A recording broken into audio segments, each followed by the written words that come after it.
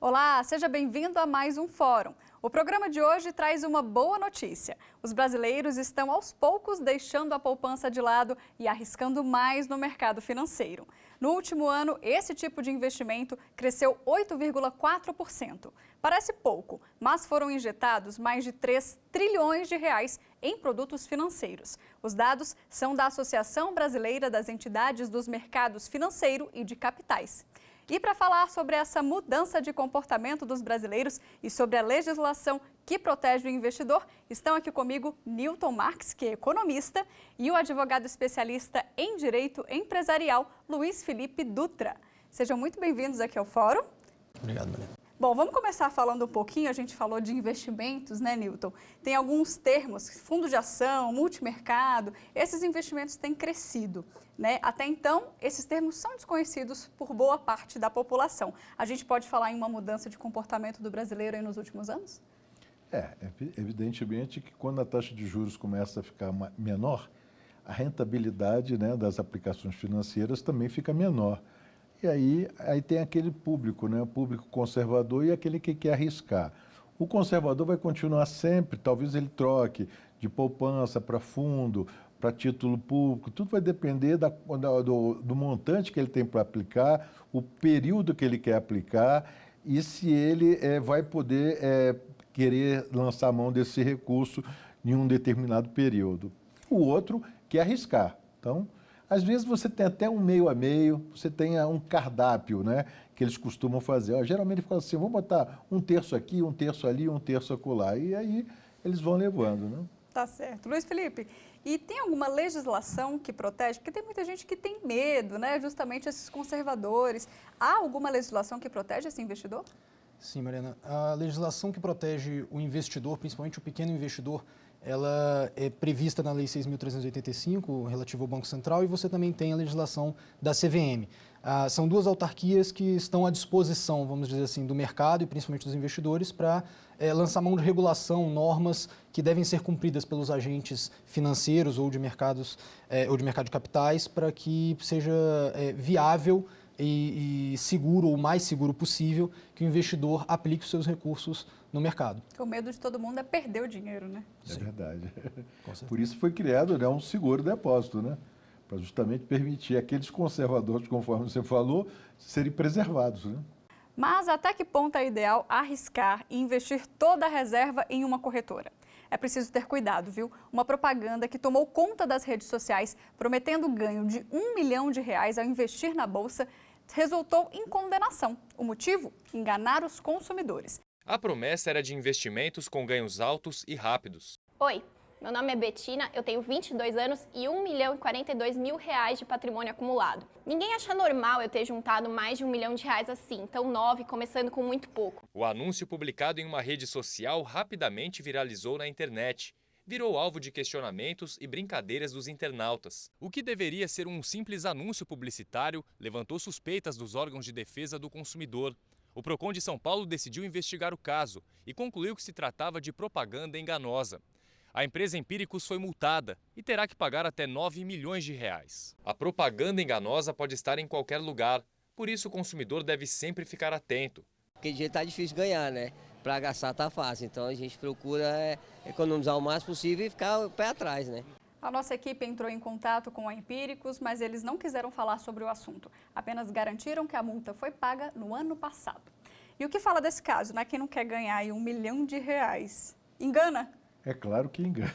E as pessoas, elas ficam procurando o ganho fácil.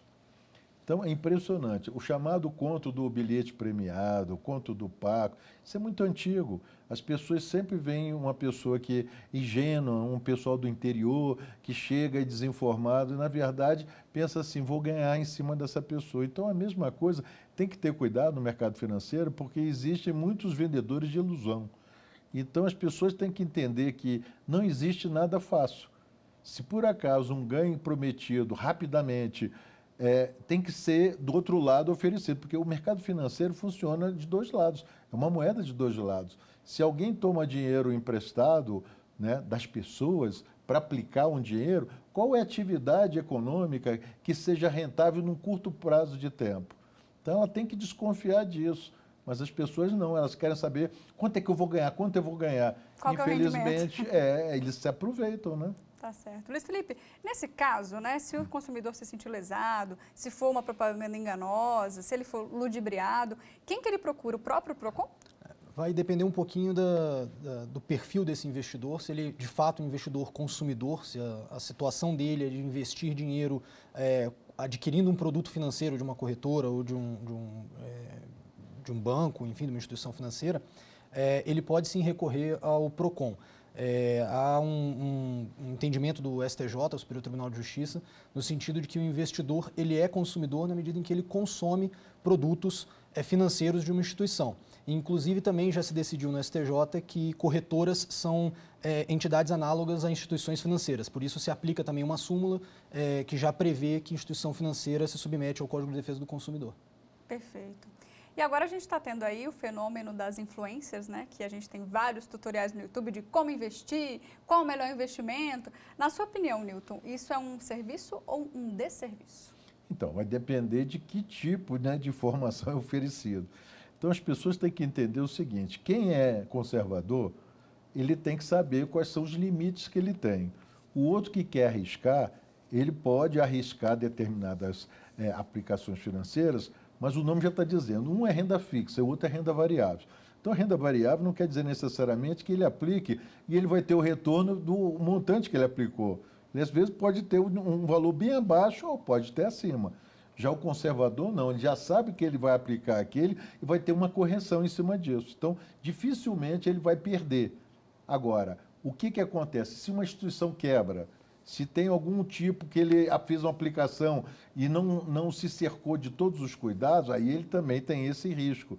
Então, ele tem que ter cuidado para procurar, né, se o influencer chegar e dizer, olha, aplica em, por exemplo, Bitcoin. Hoje em dia virou moeda, que muita virou gente moda. apostou nisso também, eu fico né? assim impressionado, que eu falei, vem cá, você aplicar em Bitcoin, quem é que está regulamentando Bitcoin? Não existe regulamentação. Então, vai reclamar para quem depois? Tem gente que diz assim, não, tudo é criptografado. E aí, se morre, já aconteceu, de morrer um indivíduo desse, ninguém tinha senha. Você vai reclamar para quem? Então, é uma coisa que ainda não existe dentro do direito, né? Aproveitando aqui o advogado, não é alguma coisa ainda que está, de certa forma, confortável. Então, as pessoas têm que entender isso. Pode ganhar como pode perder. Agora, não tem regulamentação sobre isso. Então, tudo que não tem regulamentação é uma coisa que é arriscado. Então, as pessoas têm que entender isso. Pensa que tudo que ele aplica, né, que ele faz uma aplicação, está garantido. Então, eles têm que ter cuidado. Então, se o influencer disser, olha, aplica em Bitcoin, ele tem que ter cuidado. Aplica lá na Betina ou alguma coisa parecida, tem que ter cuidado. Isso aí está me lembrando, antigamente tinha o boi gordo, tinha o avestruz, tem muitas aplicações financeiras que as pessoas fazem e aí depois vão se arrepender. É verdade. Bom, para garantir, né, esse direito do consumidor, basicamente é a lei que você citou. Vamos lá. A CVM ela existe para estimular o investimento no mercado de capitais. E a melhor forma de você estimular o investimento é você dando um pouco de segurança jurídica, ainda que você não possa dar segurança financeira para o seu investimento, pelo menos dar segurança jurídica. Então, como bem falou o Milton aqui, a gente tem uma situação, por exemplo, com Bitcoin, que não há quem regule, não há regulamentação para isso. Então, tende a ser um ambiente que pode até ter alguma segurança financeira, não estou dizendo que tem ou que não tem, mas que no lado de segurança jurídica, a gente pode ter uma falha nesse sistema. Quando a gente vai falar de renda fixa, renda variável, investimentos em geral em corretoras, instituições financeiras, que seja, a gente tem a regulamentação tanto do Banco Central quanto da CVM, a depender dos casos, e você tem institutos jurídicos criados pelo Estado, né, determinados pelo Estado, para proteger os investidores, né, o caso do Fundo Garantidor de Crédito. Perfeito. A gente vai falar sobre isso também. Já vamos então falar sobre isso. Newton, explica para a gente então qual que é o papel desse fundo e ele protege o quê? Existe um limite, né? Eu acho que existe um limite aí para você reaver o dinheiro. Qual que é o papel desse fundo? A ideia é um seguro, né? Seguro depósito. Antigamente, o que acontecia? Existia algum caso de aplicação, principalmente a da poupança, poupe que o governo garanta. Aí depois, quando houve uma crise do sistema bancário no governo Fernando Henrique, aí foram modificados essas coisas que aconteciam no sistema financeiro. E uma delas, que era uma reivindicação dos próprios bancos e, claro, da sociedade, é que houvesse uma segurança, que ele fosse, como é que eu sei que eu vou aplicar numa instituição e amanhã ela quebra? E eu vou deixar de receber esse meu dinheiro? Então, tá bom. Então, com isso, criou-se, né, uma associação civil sem fins lucrativos, que é o Fundo Garantidor de Crédito, que é formado por todos os bancos, e aí tem regras. Você falou de banco, mas a corretora também entra nessa? Não, então, aí um banco, ele é diferente de uma corretora. Um banco capta depósito à vista, a corretora não capta depósito nem a prazo, nem à vista. Ela é uma intermediária. Então, ela pura e simplesmente, ela tem, é como se fosse uma hospedeira, entendeu? Então, ela tem os recursos que você quer fazer a aplicação, ela ganha uma comissão. Então, uma corretora ganha uma corretagem. Entendeu? Então tem que ter cuidado. E hoje em dia quase não tem muito essa figura da corretora, porque os bancos são os bancos múltiplos, eles geralmente fazem esse tipo de papel. Então, você vai dentro de um banco, o banco tem uma carteira lá de corretora de títulos e valores imobiliários. E vale a pena? Porque essa é uma discussão também que muita gente fala, não bota o dinheiro no banco porque o banco tem taxa maior. É isso mesmo? Tudo tem que ser pesquisado. Não adianta, não tem uma regra específica. Tem que ter cuidado, as pessoas que vão fazer aplicação financeira têm que procurar nos bancos, está garantido pelo Fundo Garantidor de Crédito, que é o seguro-depósito? Ah, tá sim, então tá bom, então vou fazer uma aplicação. Eu queria chamar uma atenção para o Fundo Garantidor de Crédito, que as pessoas acham que se a instituição quebrar, o fundo garante o pagamento de R$250 mil, ou até R$250 mil. Não é bem assim. É importante lembrar o seguinte, o fundo ele garante com base na capacidade dele de fazer o pagamento. E ele, assim como qualquer instituição que assegura alguma coisa, ele faz um cálculo para saber qual o risco que ele corre. Então, os depósitos que são feitos para ele não conseguem, obviamente, garantir todas as pessoas que investem. Então, você tem trilhões de reais no mercado à disposição, mas você também sabe que não são todas as instituições que vão quebrar ao mesmo tempo. Mas se houver um risco, uma quebra sistêmica, vamos dizer assim, ou várias instituições quebraram, o fundo não vai conseguir ressarcir todo mundo.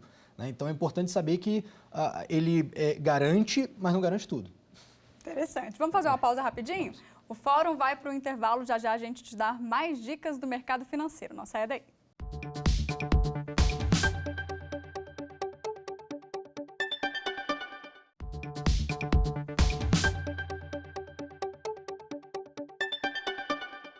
O Fórum está de volta e o assunto hoje é o aumento no número de investimentos que o brasileiro tem feito no último ano.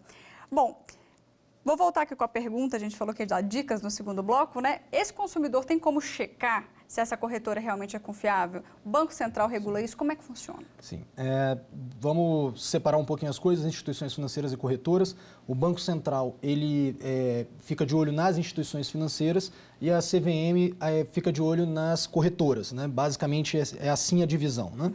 Em termos gerais. É possível que o consumidor busque no site do Banco Central quais são as instituições efetivamente registradas lá para fazer a captação da economia popular, enfim. E também no site da CVM você tem um link que você pode achar quais são as corretoras que são credenciadas à CVM. Então, se você foi abordado por alguém, por um agente de investimentos, enfim, e você procurar lá os dados da pessoa no site da CVM, da corretora e não encontrar, levanta a orelha.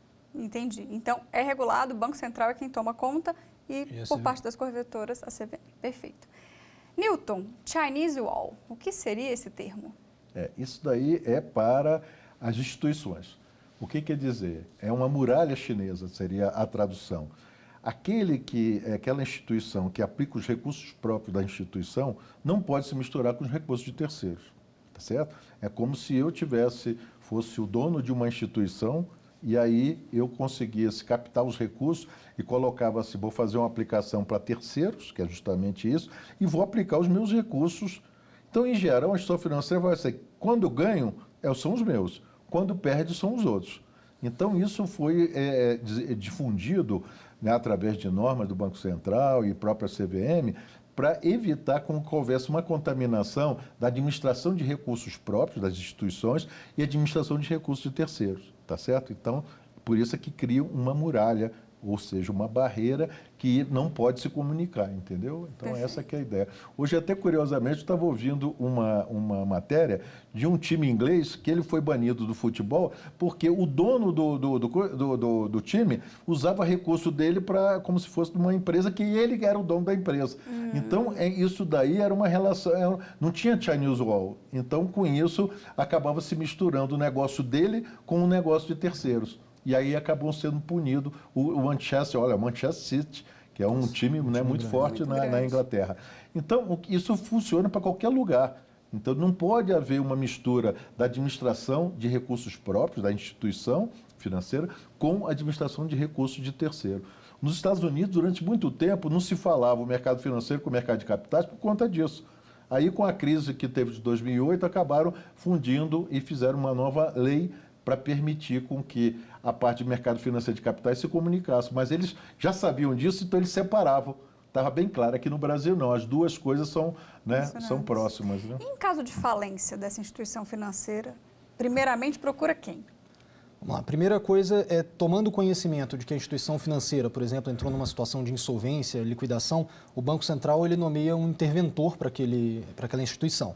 Esse interventor vai fazer um inventário do que tem que ser pago para quem, o que vai ser possível pagar para quem, né?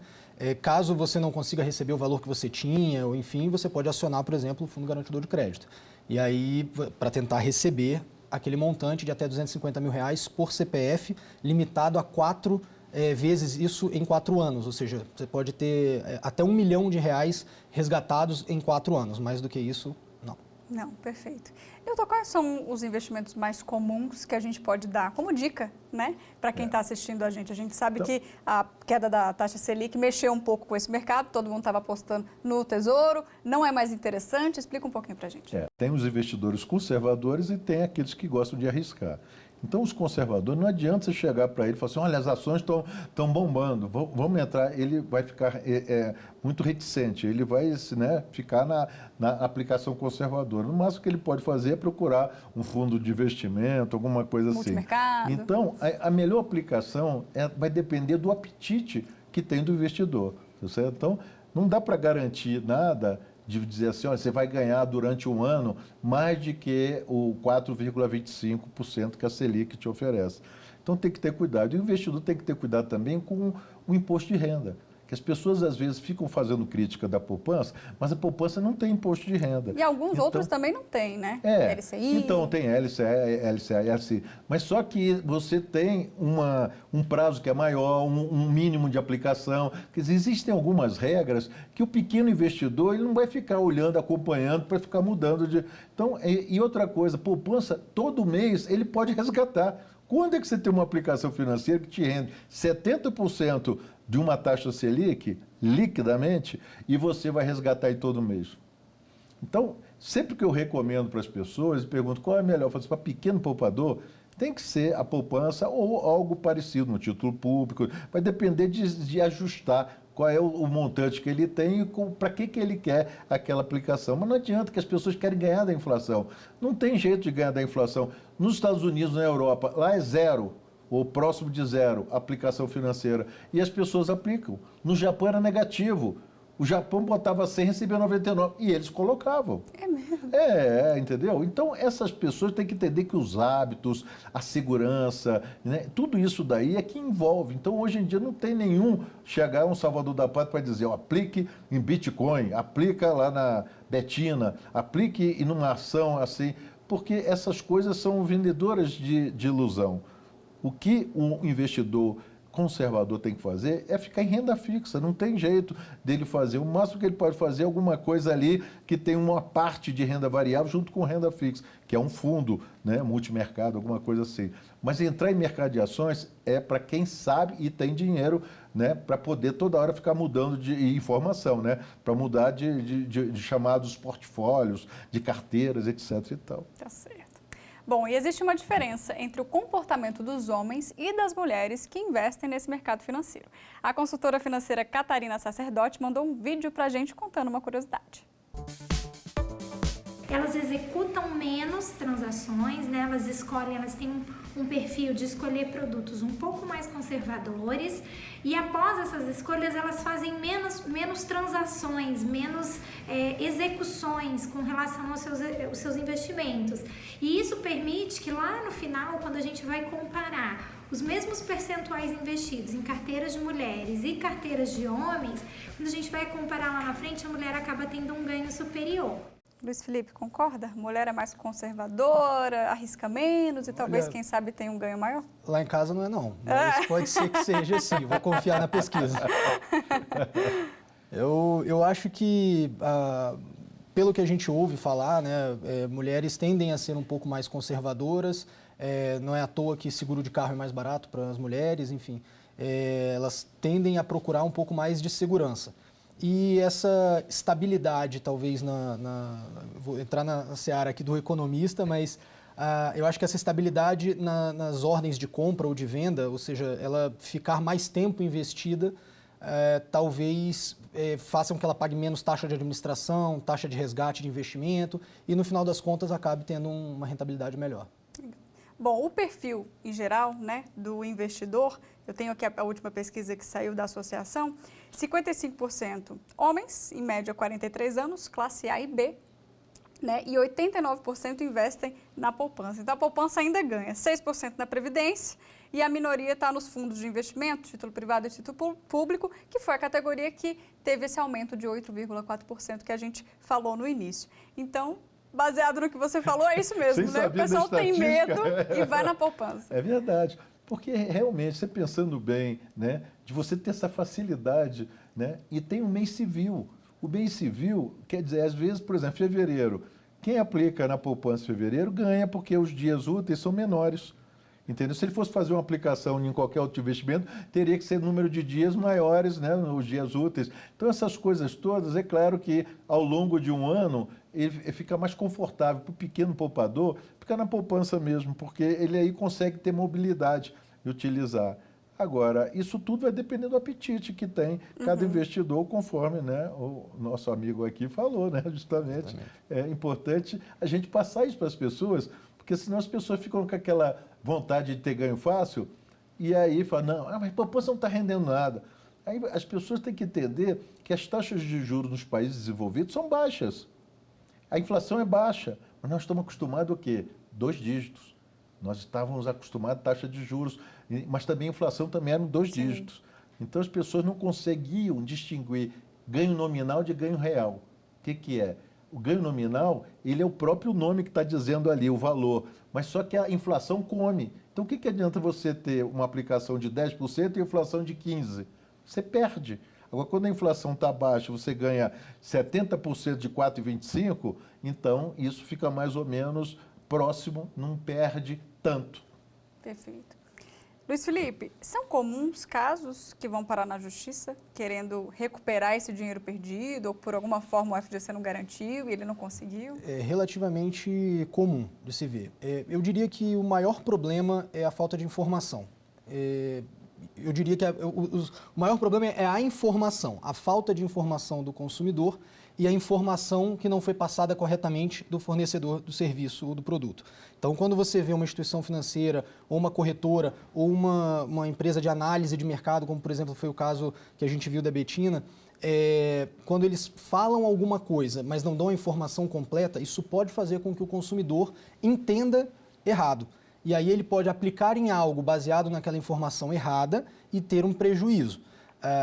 Nessa situação específica, a gente consegue ver a relação nexo-causal entre um problema e o outro, e aí você pode agora imputar a responsabilidade para o fornecedor. Agora também há um problema, e aí entra nessa questão de botar na poupança ou não, eu acho que o investidor, quando ele quer investir, ele precisa procurar informação. Ninguém deve tomar a decisão, vou investir, amanhã acordar, ir ao banco e decidir onde vai botar o dinheiro. Eu acho que não é assim que funciona. Assim como alguém para comprar um apartamento, olha vários imóveis, procura, pensa, faz as contas, decide, planeja o futuro, é a mesma coisa com os investimentos. Então você chegar ali, a facilidade de você clicar num botão no computador, no celular, muito legal, é muito bom.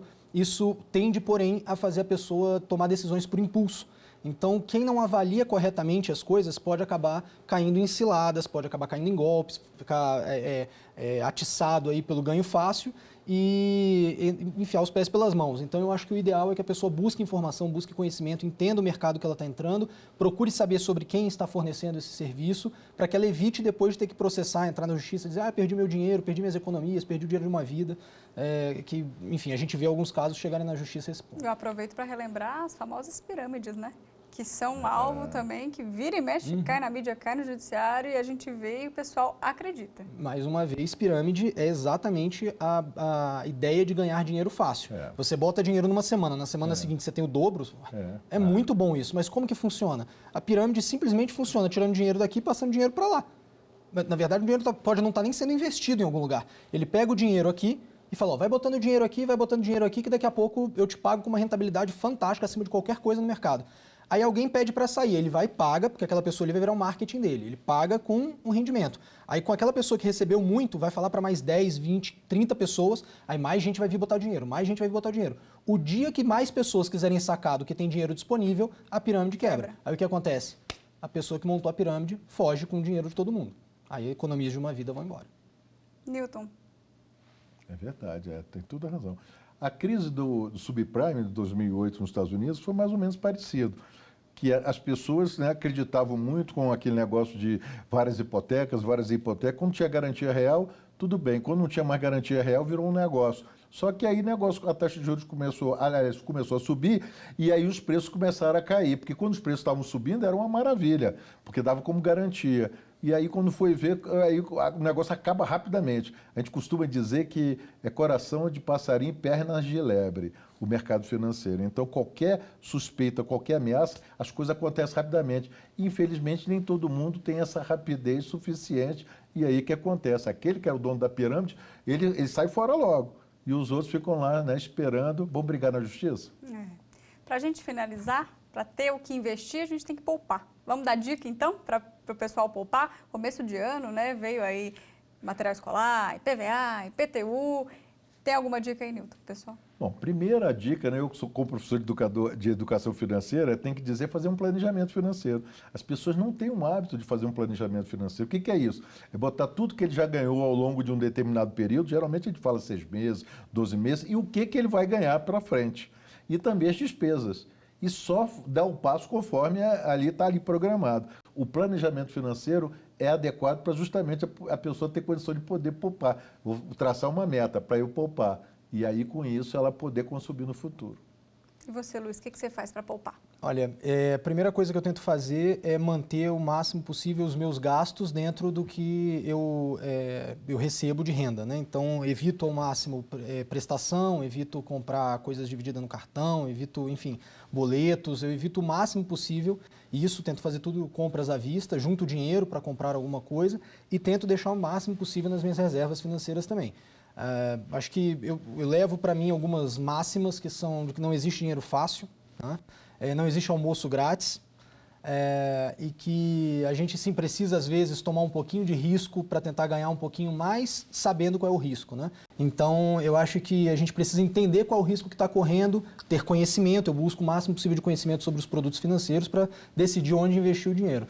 E é isso. Tá certo. Bom, com essas dicas, então, a gente encerra o programa. Agradeço a participação de vocês aqui. Eu que agradeço, Mariana. Eu que agradeço. Bom, você pode rever o fórum e acompanhar as notícias da TV Justiça nas nossas redes sociais. No YouTube, o canal é TV Justiça Oficial e no Twitter, @TV Justiça. Te espero semana que vem. Tchau!